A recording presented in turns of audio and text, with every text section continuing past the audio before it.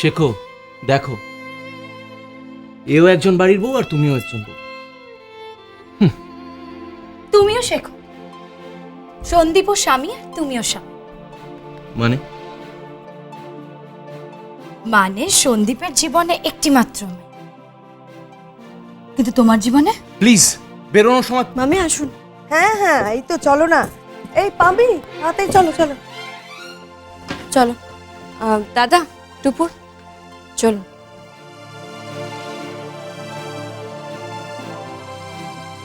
চলো।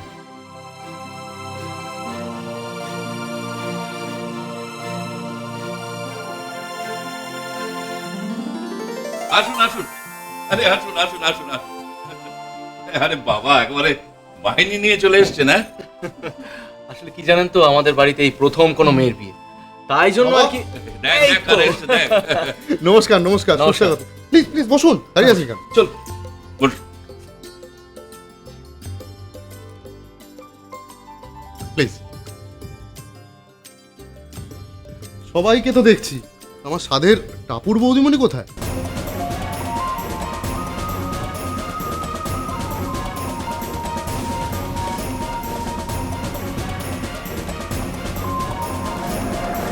আরে এই তো, সুস্বাগতম টাপুর বৌদিমণি। আপনাকে স্পেশাল থ্যাঙ্কস এখানে আসার জন্য। আরে শুধু এসেছে না, হ্যাঁ ও বলেছে একবারে যাচাই করে নেবে পাত্র কেমন, পাত্রের বাড়ি কেমন।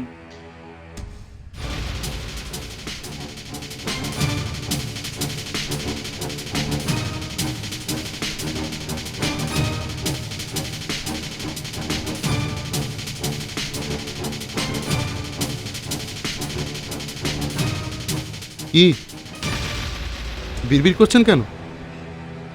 বেশি বিড়বিড় করা ভালো না, বারবেলা পড়ে যাবে। লোকে ভাববে ভর করেছে আপনাকে কিছু। আচ্ছা ঠিক আছে ঠিক আছে, আসুন আসুন, খাবার রেডি, আসুন খেতে আসুন। খেতে খেতে কথা বলা যাবে। হ্যাঁ চলো চলো, প্লিজ প্লিজ চলো।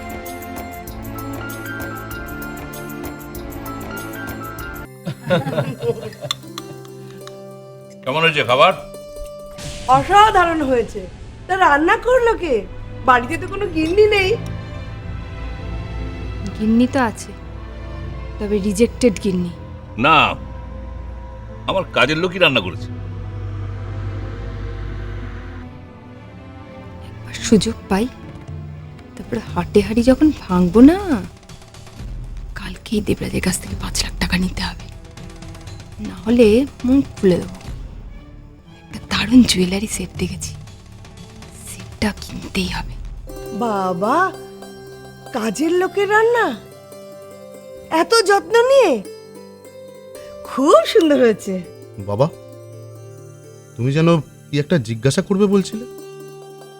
ও হ্যাঁ হ্যাঁ, বাই দ্য ওয়ে, তোমরা বলছিলে যে তোমাদের বাড়িতে প্রথম বিয়ে হচ্ছে,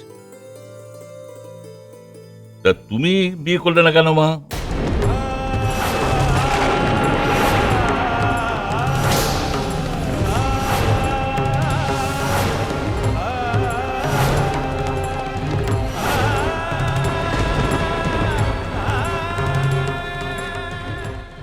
থাক না ওসব কথা, ওই বিয়ে করেনি আর কি। বাবা, এত বড় ঘরের মেয়ে, দেখতে সুন্দর, ভালো, বেশ সুন্দরী, তা বিয়ে করেনি কেন? প্রশ্ন কিন্তু আজকে আমাদের করার কথা, আপনার নয়। আমাদের বাড়িতে যখন গেছিলেন তখন আপনি প্রশ্ন করে ফেলেছেন। আমি জানতাম না যে আপনার আরো কিছু প্রশ্ন বাকি রয়ে গেছে। রাইট রাইট, আমিও কিন্তু টাপুরে ফরে, আমি অবজেকশন করছি। ঠিক ঠিক, আপনারাই প্রশ্ন করুন। তবে তার আগে একটা কথা বলবো। কি আবার? স্যার, আপনার মনে আছে আমি একবার আপনাদের বাড়িতে গিয়েছিলাম? সেদিন কিন্তু আপনাদের ডাইনিং রুমে আমাকে খেতে দেওয়া হয়নি, খেতে দেওয়া হয়েছিল পাশের গেস্ট রুম।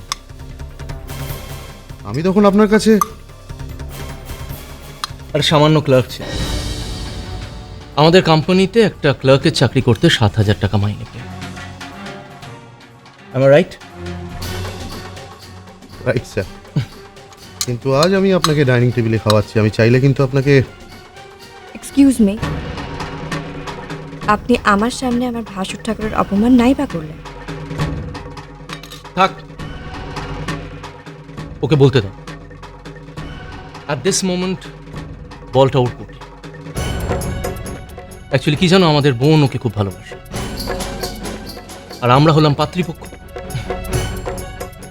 তাই ওর সব কথা এখন মেনে নিতে হবে। আর আমার বোন যাকে ভালোবাসে আমি তার জন্য সব কিছু করি। আপনাকে কিছু করতে হবে না, যা করার টাপুর বৌদিমণি করবে। কি সব কথা মনে আছে তো?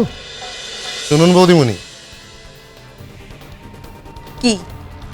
এরপর কিন্তু একদিন আমাকে আইবুড়ো ভাত খাওয়াতে হবে, আর সেদিন কিন্তু সব রান্না বান্না আপনিই করবেন। আর দেখবেন আবার আপনার ওই আঙুলে হাতে ব্যান্ডেজ ফ্যান্ডেজ বাঁধবেন না যেন। ওই নাটক করেছিলেন, সস্তার নাটক, এই গেমটায় আমি জিতছি, আর আপনাদের বাড়ির জামাইও আমিই হচ্ছি। আর যেই দিন আমি আপনাদের বাড়িতে জামাই হয়ে ঢুকবো, আপনাকে দিয়ে আমি আমার পা ধোয়াবো, না হলে আমার নাম দেবরাজ নয়। হ্যাঁ, মনে আছে। পা ধোয়াবো, পা কেটে নেব তোমার। একবার শুধু বাড়িতে ঢোকো না। আমি ঠিক বুঝতে পারছি না ব্যাপারটা, কেমন যেন একটু যুদ্ধ যুদ্ধ গন্ধ পাচ্ছি। না না, সেরকম কিছু না। তাহলে মা তুমি প্রশ্ন করো। বেশ, আচ্ছা, দেবরাজ বাবুর মা? উনি তো বেঁচে নেই, ওখানে ছবি আছে। ও, তা উনি কিভাবে মারা গেলেন?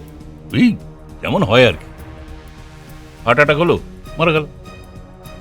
ও আচ্ছা আচ্ছা, তা দেবরাজ বাবুর কোনো ভাই বোন নেই? না, কেউ নেই। আচ্ছা, আমি জানা শুনেছিলাম যে দেবরাজ বাবুর সঙ্গে কার যেন একটা রিলেশন ছিল।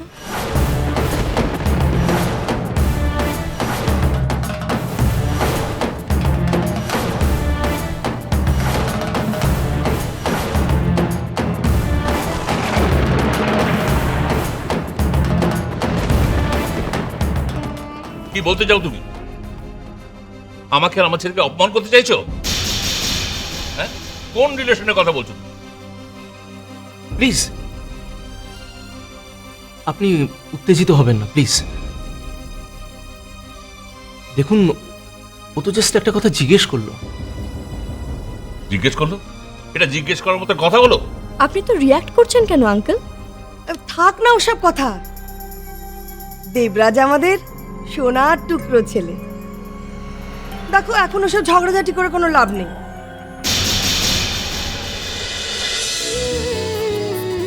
আই টাপুর টুপুর হয়ে রই